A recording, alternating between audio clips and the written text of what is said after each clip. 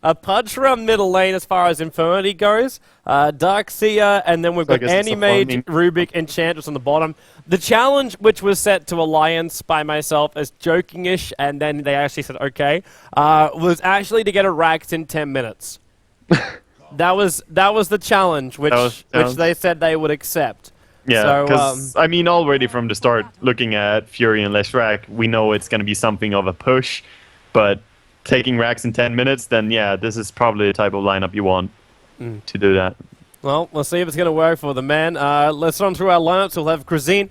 He'll be the Pudge heading towards that middle lane, so no safe lane Pudge this time around. It was Rio on the bottom lane, taking up the role as the Rubik. He'll be joined by... Actually, who do we say? This is Mitch. This is Mitch. Yeah, I believe as the Darkseer. Puts Bucktop as the Enchantress on the bottom lane, and for some reason, Gordon is designed to run towards the top lane as the Anti-Mage. He thinks it's a solo Furin. They have read that solo Furin top, aggressive tri-lane with Undying. This is their read. And if it's correct, then it will be great for them. If it's incorrect, then it will suck. But soloing an Anti-Mage against Furin with pooled regen on Anti-Mage is really easy. So it seems he will be correct in this prediction. Yeah, they're rotating down. Yeah, he's going to be solo against it. So let's see how much he can do against Bulldog. I really think that Ant-Mage has what it takes to win that lane. With a poor man's shield from level 1, you simply don't take much damage at all. But how's that middle lane going to work? S4 up against a Pudge? It's an interesting one, because Pugna has really good damage as well, so he could try to do CS, but of course Pudge has more. And if Pudge controls the first wave as he should, well, he may manage to fail his block pretty hard. If he controls the first wave in terms of CS, then he will do really good. Already regression bottom. In fact, S4's controlled this wave so much he might even bring it in range of his own tier 1 tower. He's sitting just on the edge of that. And then it already starts off. He was faking out the blast there. And Grazine tries to aggro him back again. Yeah, there is no stout shield or anything like that, so the harass is very effective. Leshrac got the stun. Crystal Maiden's too far away. It's not a kill, but just being aggressive. When I start seeing Undying letting off Decay on the bottom lane, I always think like so many heroes which aren't instantly a kill could easily become a kill straight away. Yep, definitely. If you get stacked twice by Decay, any hero needs to be careful. D-Ward's already. And meds, I mean, the CS is being completely controlled by S4 so far. Oh, I like this from Rio. He's doing the little Rubik trick, but it's a little bit too late on it, though. He only managed to grab one of the range creeps. But the telekinesis pick up, and then you take the entire creep wave back. You can actually, you can power level as Rubik that way. You can, yeah, you can. But just didn't really manage his timing. A little bit sad. Darcy's going to be really careful being this far up. Loader goes with another Decay. If Leshrac even remotely gets a stun, there goes your tombstone down. that's a little bit optimistic, but look at top lane. This ward is actually going to keep Bulldog a little bit safer from Enchantress. She will most likely reveal herself here. Middle lane. Looks like the Hook's managed to work. Level 2 Hook, and S4 turns around to fight this one. I don't know if he's got enough damage. He does! 5 HP he will live on. He can't run, so he fought, and he managed to actually win that fight. Didn't really feel that one was going to work, though. What a cute courier they have. Yeah, the little owlie. Looks awesome, man. And Grazine will return to the middle lane. So Aki just up here to secure the top lane a little bit more. Of course, he has Frostbite, which is really good against any creep that Enchantress has. I think Leshrac wants to have another crack at this bottom lane. Darkseer, he is a little bit further up this time, and Loader already starts off with a Decay. Yeah, he's not finding much. He's given a lot of space, actually, to Loader, and now EGM. Oh, Loader. Well, there's a surge going. He wants this. He's going to commit to it. Nice and that's juke. Why you see Loader. He leveled up Soul Rip just in case. Yeah, nice juke by Mitch there. Looking at mid now, sending in 2 stunners. So S4 is in a weird spot here. Well, there goes your first stun. That Centaur's about to time out as well. And then Grazine, look for the hook with the extra slow. Bulldog actually going to TP himself in. He's going to go here on the Victor. Victor going to go down the tower, and then he actually hooked him in range, so S4 could get the blast off. Get away from the Centaur. Quick bottle charge. He's got regeneration that one. Decrepifies himself so he can't be attacked. So he gets the full regen off. That's gonna be a big, nail in the coffin pretty much for this mid lane. S4 is now, surviving twice. Having 2 kills on the Podge here is just so big. And Enchantress kinda... Oh, nice hook.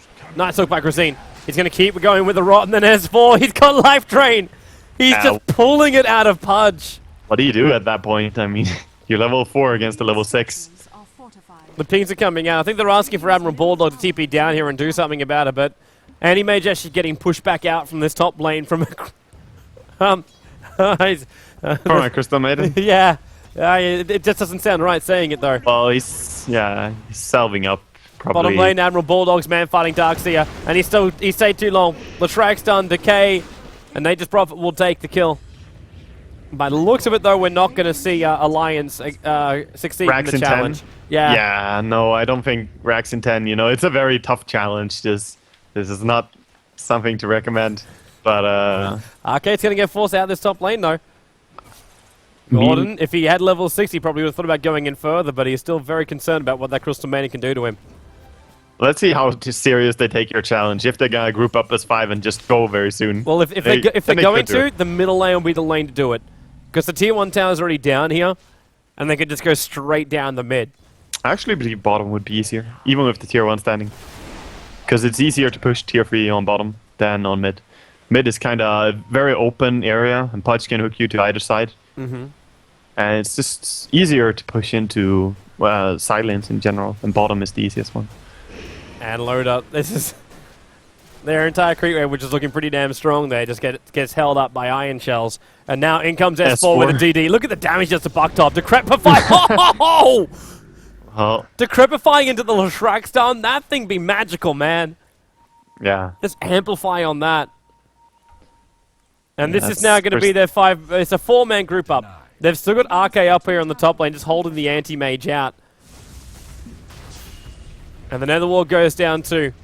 The defense line is drawn. Loader getting stunned up. He's actually very low life. He's going to soul rip himself back up again and get rid of this damn Centaur. The Iron Shell was the biggest problem for him, and he will live. He turns around to Decay again. RK can give him the tango. He's like, yeah, Loader, you don't need to go back, man. Not one step backwards. 5 minutes, 40 seconds. And there's Prophet TPing him. They're in front. Decrepify up on Rubik. Lashrak's done again. This time it's off target, but it won't matter. Rubik's already gone down with RK being here to help him out. They're doing your challenge, man. They're taking it serious. It really does look like it, doesn't it? This is going to force 4 minutes to go. This is going to force Animation to come down, but he is not ready to fight. But at least he's not going for Battle Fury. That's a big upside for him. Yeah, he doesn't want to rush a Battle Fury in this game. Podge is searching for the hook, and he got one. It's going to be S4, and then he just life drains out Grazine, decrepifies him first, and without that surge, Prophet ultimate actually kills off the Podge. And now they go further. They're going further. And I don't believe that he would have died if it was the old Pugna range before they did that change on him. But his new ulti has a very long range. Like, it doesn't stop. It just keeps going. If you get your cast on it, it will keep going for a very long time. And they're going in. They're running out of a creep wave, though. The Fade Bolt's not going to help them, but then Admiral Bulldog says, well, I've got this 3 points up in trees. New creep waves on the way. They keep the decay going, and now the TP's coming back from the anti-mage. EGM going to be careful. They put the frost down on that little on the Hellbear. He still have to get that clap off, and now comes S4, pops the Alderman, and that's actually Gordon, sorry, trying to kill off EGM, and it's not going to be enough. There's 4 heroes all grouped up together, which means a perfect blast, and then the Lashrak's done over to Podge, and Lotus having a great old time. 3 heroes on the sideline. The Tombstone finally goes down because in range of the tower, and it's going to be Victor. He can't see inside the Sprout. Admiral Bulldog turns around to stay in attack. He wanted to help out. And he doesn't want to leave. He wants to push. And they got the mech up from S4. They're going to go in. Yeah. They're going for a 10-minute Rax, man. And I think they're going to do it now. They're coming in with a catapult. They're going to do this, man. Yeah. They're going to do this. I don't know if this can actually be stopped, because you've got a level 4 blast as well, which is coming out from the Pugna. It's eating through the buildings. And here comes Gordon. He's got himself, well, frostbitten, and RK just brings the rain of fire, or in this case, frost. And then over to Rio. 3 heroes down, and GG, well played. Well, 7 minutes and 50 seconds. GG, they actually well get the played. Rax before 8. Look at it. 5:57 or 7:57 was the time for Rax. I guess they crushed your challenge, man. Yeah. They could take 2 minutes of AFK in jungle then along with your challenge. The person who keeps on doing all the alliance stuff for on their Twitter, they need to just basically have a picture of Barney Stinson and just challenge accepted, and that's it. Yeah, they also didn't die a single time in this game. Yep. So, as much as I like the Serbs, this game, Alliance, just bring it, you know. Hey man, there's nothing to say. I'm really surprised that this strat managed to work, but it was really... Like, it was really, really strong. And Lona, give him 1 kill. They give him S4. They give him S4, even to the AFK heroes. Good guy S4.